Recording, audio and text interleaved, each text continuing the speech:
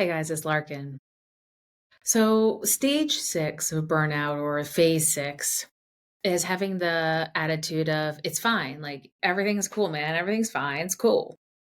And that's the denial of your emerging problems that are coming forth because in everyday life, you're kind of ignoring the rising tide of the stress. And you're kind of saying, I'll just rest when I'm dead. Or you brush off exhaustion as it's just a busy season or you ignore health problems. And at work, really what you're uh, up against is toxic positivity and the grind set mentality that perpetuate your denial. So, what's toxic positivity? Toxic positivity um, is using dismissive language, like when you go to your peers to vent and they say, hey, just look on the bright side, or this could be so much worse. And they shut down your concerns. Um, you might speak your concerns and you feel like you might, when, or if you do let out your concerns, it might just be all verbal diarrhea.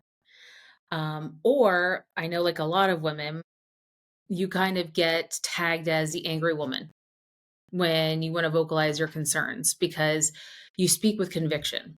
And that conviction comes across, especially to men, as, oh, look who has a problem with this. They always have a problem with it. But you're really bringing up valid concerns because usually you're the one in the trenches. You're the one that takes all the feedback from everyone and says, hey, listen, this is not working.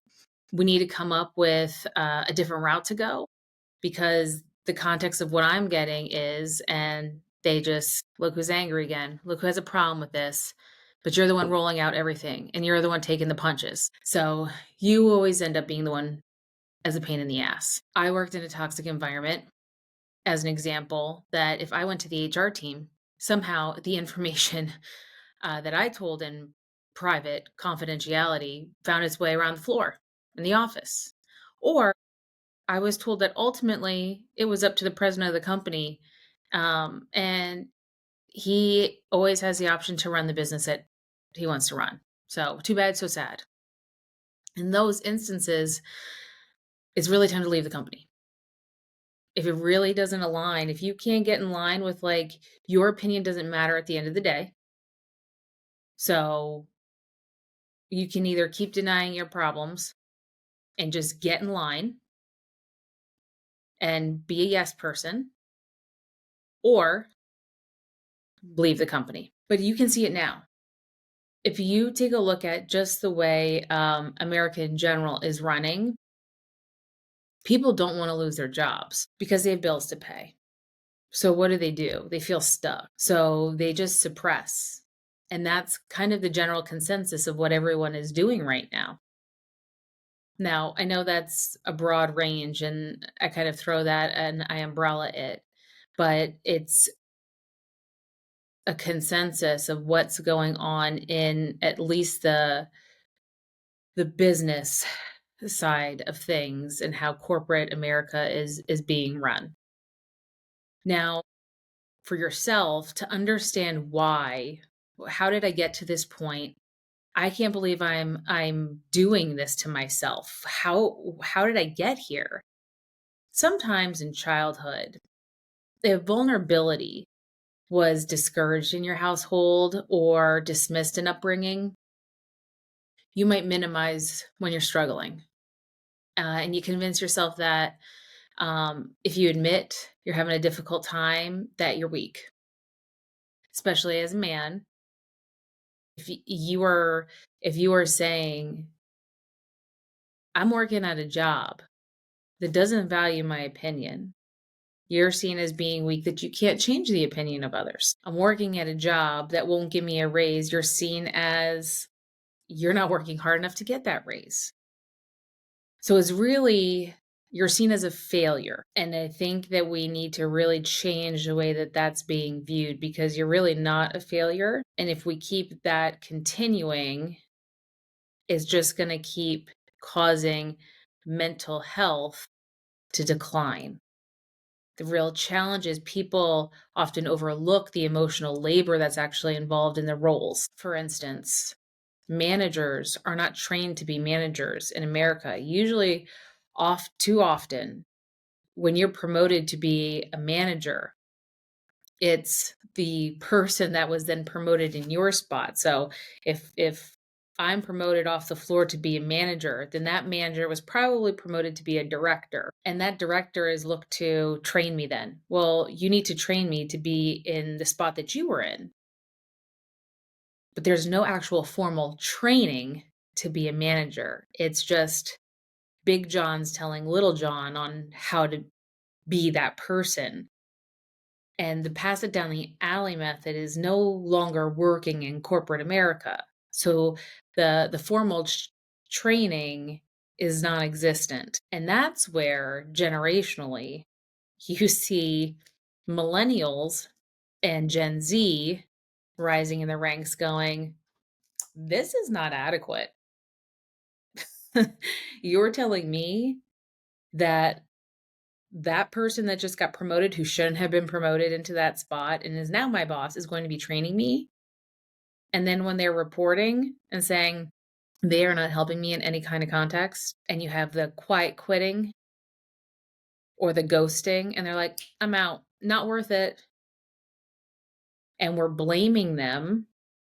So recruiting and upper management is going, wow, this Gen Z, these millennials, like they don't know how to put in any effort or elbow grease. They're just lazy. It is not that. They are saying the payoff is not worth what you want me to put in. My mental health is not worth it. And there is a huge disconnect between the understanding of generations. They are simply not seeing the value at the end of the day because there is no value. So, not getting off topic, the emotional labor is just not worth it for them. And while baby boomers and some millennials will do all of that work, they'll put in all of that effort to get to the six figures or to get the accolades. A lot of the younger generation is not willing to do that anymore. So, how do we really fix that? First of all, another sign before we get into that, to if you're not, I don't know if this is me yet, I call it the dump and ditch. And that's if you have a friend. So it might be somebody that you call up every once in a while. It might even be somebody in the office that you talk to. It might be somebody like you meet in like the break room or you might do lunch with. And that's every time you talk, you tell them because you always have something going on and you emotionally dump whatever happened and then you ditch them. You might not even realize you do it. But you're like, da da da da, this happened, da da da, that happened. This is what's going on behind the scenes that you guys don't even know about. This is what I have to put up with. Got to go back on the floor. Bye.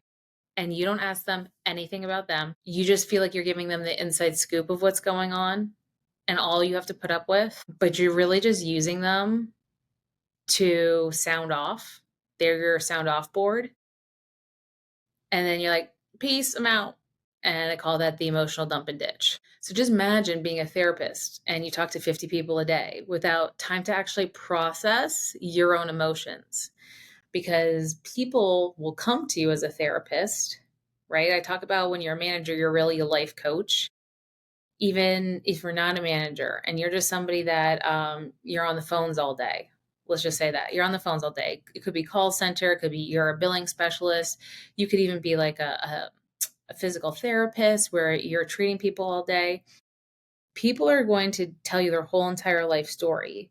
And that's a lot of energy, emotional output at you. Like it's at you all day, at you all day, at you all day. And you don't get it. You feel like you don't have a chance to breathe, right? It's a lot.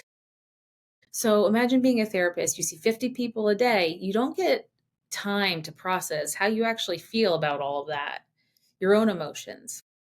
We actually need time to rest, recalibrate, determine like which emotions are ours to own and which emotions are not ours to own. And emotional labor is like lifting weights all day.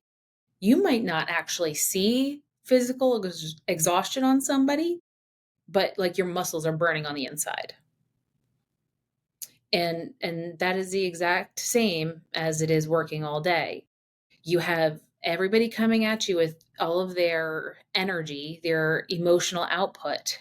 And sometimes, most of the time, we don't get to process how we feel about how that all went down throughout our day. It just is. And it kind of just hangs in the balance. And when we do the whole denial game, then we really don't get to process anything. It's usually like a suppression. And then we have the volcano effect, where one day we just have an emotional outburst. And because we typically don't have the emotional outbursts at work, we save it for our family. Because whether you're getting along with your spouse or your family or your roommate or not, usually we deem our home space the safe space. And that's not for everybody, but usually that's the safe space. That's where we let it all hang out, if you will. So we have the volcano effect of like we get home and we just emotionally blah, let it out. And we see like the Karens, right? Now I'm not deeming every Karen the emotional volcano, but sometimes this comes out in weird ways. Like we take a baseball from a kid at a baseball game and scream how it's ours. Or we're in a parking lot at the grocery store and we have a freak out. So when we start denying our emotions, then we're suppressing them, and we have the volcano effect. So some things to keep in mind if you're relating to this phase. Pick one friend to talk to. If it's not a friend, then pick one person that you really trust that you can talk to. It might even be a parent. Like it might just be like I call my mom when I get real stressed out. I know I can trust her and she won't blab it to everybody. I call my brother, I call my sister. I talk to my spouse, whoever it is. I want you to just to pick one person. And the reason I want you to just pick one is because sometimes we like to sound off to anybody that will listen. And when you sound off to anybody that will listen, that's all you talk about. And when that's all you talk about, nobody wants to actually listen to you anymore because it's all you talk about. When that's all you talk about, it tends to be the only thing you talk about is negative. And that's not the right approach in order to make yourself feel better, get better, and rewire yourself to take burnout back down the phases and steps. It only escalates you. And lastly, is when you start sounding off to everybody else, it's like there's too many, what's that phrase? There's too many pots in the kitchen, or there's too many hands in the kitchen. When you want to talk about it to everybody, you invite people then to have their opinion about what's going on in your life. When you invite everybody's opinion about what's going on in your life or what you should do, and this is good advice no matter what phase you're in, and you don't do what their opinion is, then sometimes people then get upset with you. You told me this was happening at work and this is how you felt. You did not take my advice. So I don't want to hear about what you have going on at work anymore. And then friendships break or they fray. And I'm sure you don't want that to happen either. It's also when you have too many opinions, you can't listen to your own. And that becomes a slippery slope. Because really, you're supposed to be listening to your own intuition and what you really want to do about the situation. Do I want to get another job? Do I really like my job and I want to just fix how I'm feeling about it because I really care? Or do I, want to go back to school because this is the industry I really like? You're never going to know what your own opinion is if you have everybody else's opinion. You don't know if you're being convinced to go in one way or another if you've got 10 opinions. So go to one person that you trust. And ask yourself the questions, what do I fear would happen if I told the truth at work? If I spoke up at work, what do I fear would happen if I told the truth? And what problem am I pretending isn't there? Because when you name the issue, it invites healing. Whether you journal that, whether you just think about it, denial dissolves with truth. Hope that helps. I'll see you on the next video.